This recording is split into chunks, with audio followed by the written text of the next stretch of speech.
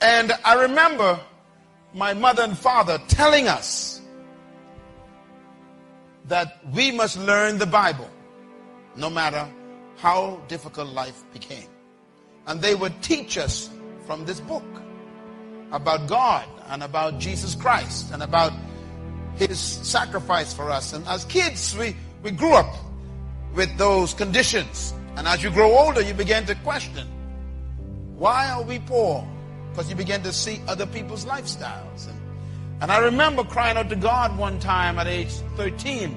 I said, if you exist, you got to explain this to me. It was at age 13 that my life was transformed. Because that night at 3 a.m. outside on the dirt ground, under the stars in the Bahamas, with tears running down my face, I asked God to explain to me why we were poor.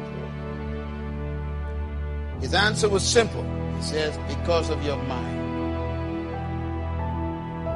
That began a journey for me. I surrendered my life to God that night at age 13. I never went back. At age 14, I wrote on paper everything I wanted to be and to do. Today, I am doing those things. And something happened between sleeping on the floor and flying my own jet today. Now, what happened is I had a mental transformation. Nothing changes until your mind changes. You can change your clothes, still have the whole mind. You can change your location, still have the old mind. You can change your house, still have the old mind. Nothing changes until your mind changes. And during that journey as a young man, I began to read the Bible at age 14. Ladies and gentlemen, I'm serious about this. I read this book at age 14. I read through the entire book, and I didn't understand nothing. Because the Bible is a very complicated book. And also I read it in the King James Version, which is even worse. But I read it because I wanted to know what God said to man. When I was 15 years old, I read the Bible again, completely through. And I began to understand it. By age 16, I began to memorize big chunks of this book. And my school lessons went from F to A. I became an A student because of this book. I graduated top of my school in high school because of this book. It taught me that nothing was impossible. So my whole life was changed because I fed myself new information from that book, which changed my concept of me. And I discovered things like this. The greatest tragedy in life is not death. Some people think that when someone dies, that's the worst thing that can happen to you. That's not true. I discovered that the greatest tragedy in life is not death, but it's life without a purpose.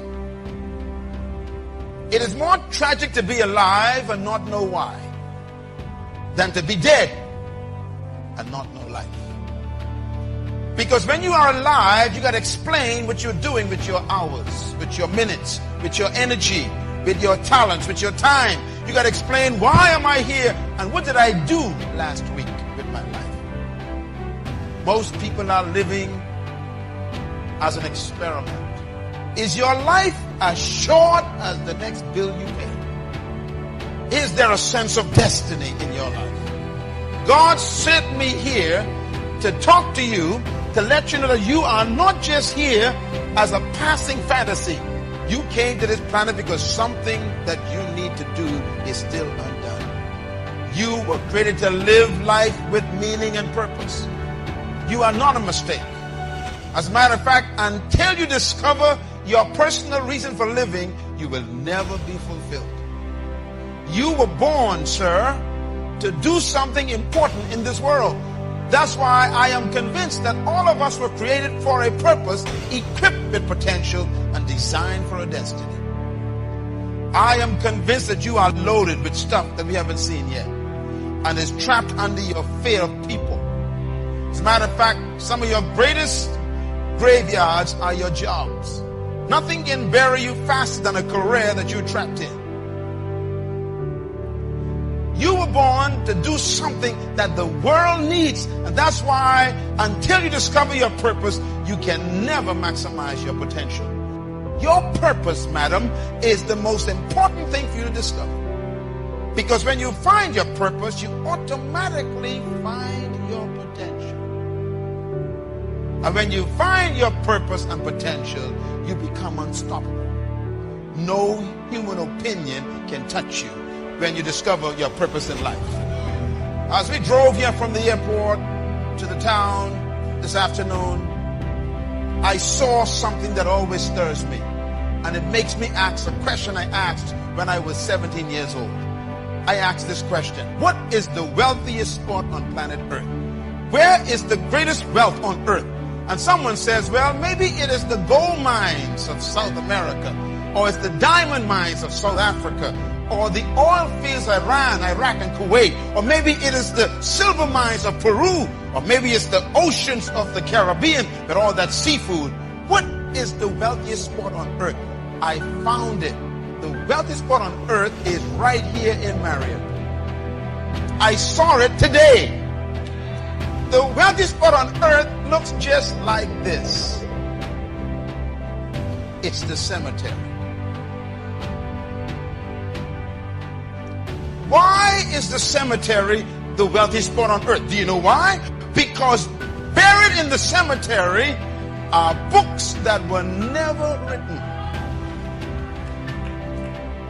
In the graveyard, we've got paintings that were never painted. Buried in the cemetery right here in Marion is music that no one has ever heard.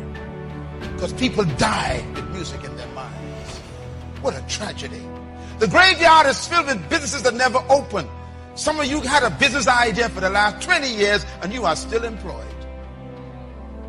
Because you wouldn't step out and believe God with that idea. And the cemetery is going to take that business from us.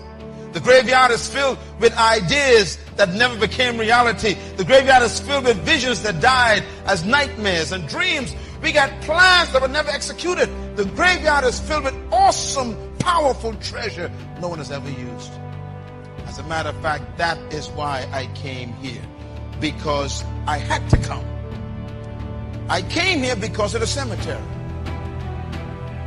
I came here because I knew sitting in your chair right now tonight would be a person who is the candidate to add to the wealth of the cemetery. You are about to make the cemetery even more wealthy. Why? Because trapped in you is a book that you're procrastinating on. Inside of you is an idea that you still refuse to pursue. Inside of you is music that you never wrote, poetry you never wrote. How come the cemetery is going to take from us again? I have come to make sure the cemetery doesn't get anything from you. I really came here to Marion, South Carolina to make sure that you die empty.